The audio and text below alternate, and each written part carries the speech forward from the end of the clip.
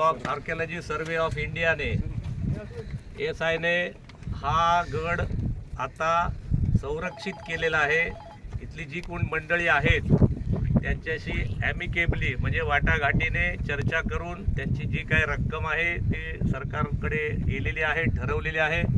लवकरच आपलं देवेंद्रजी फडणवीस साहेबांचं सरकार, शिंदे साहेबांचं सरकार, सुनेत्राताईंचं सरकार, आपल्या सगळ्या महायुतीचं सरकार या आपल्या सरकारच्या तिजोरीतून या मंडळींना पैसे देतील आणि छत्रपती शिवाजी महाराजांनी ज्या ठिकाणी लढाई करून जिंकलेला हा गड आहे,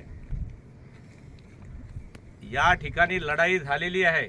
आदिलशाही काळामध्ये या ठिकाणी हे बांधकाम झालं होतं, परंतु महाराजांनी आक्रमण करून या ठिकाणचा गड जिंकलेला आहे। इथून गड जिंकून महाराज पुढे राजापूरकडे गेलेले आहेत, तिथून पुढे ही सुरतेची लढाई करून परत येताना सिंधुदुर्गात पोचलेले आहेत। सिंधुदुर्ग किल्ला महाराजांनी सुरतचं जो काही आक्रमण झालं आणि सुरतमधनं जी काही संपत्ती महाराजांनी गोळा केली ती सगळी पुढे सिंधुदुर्ग किल्ला बांधण्यासाठी वापरली। महाराजांच्या लक्षात आलं की आता जमिनीवरून आक्रमण होणार नाहीत, तर सगळी आक्रमणं ही समुद्र मार्ग होणार। म्हणून जे काही डच, पोर्तुगीज, सिद्धी हे सगळी मंडळी आहेत ज्याच्या ताब्यात समुद्र, तो भविष्यातला या देशाचा राजा होऊ शकतो। म्हणून छत्रपती शिवाजी महाराजांना आपल्या नेवलचे जनक म्हणून, भारतीय नौदलाचे जनक म्हणून छत्रपती शिवाजी महाराजांचं नाव होतं।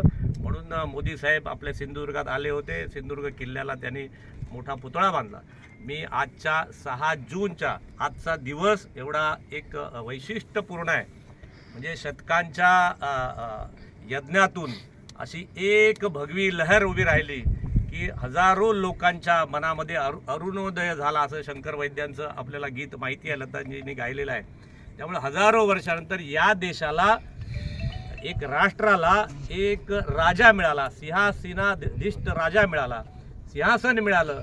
हे राज्य हिंदवी राज्य आहे, हे हिंदूंचं राज्य आहे, राष्ट्र आहे, त्याचं रक्षण करण्यासाठी एक राजा मिळाला।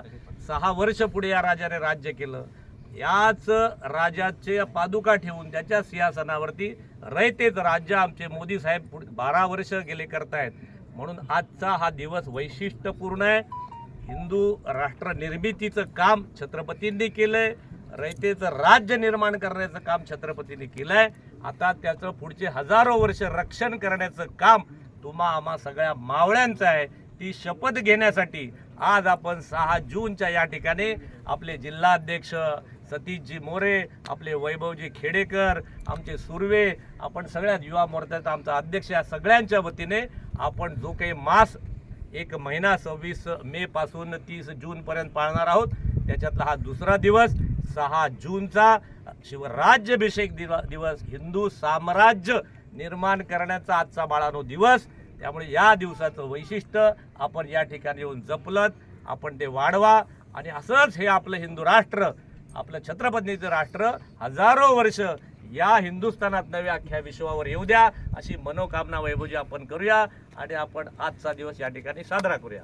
छत्रपती शिवाजी महाराज की जय, छत्रपती संभाजी महाराज की जय, जय भवानी, जय शिवाजी, हर हर महादेव। छत्रपती शिवाजी महाराज की जय, जय भवानी, जय शिवाजी, जय भवानी, जय शिवाजी, छत्रपती संभाजी महाराज की जय, छत्रपती संभाजी महाराज की जय।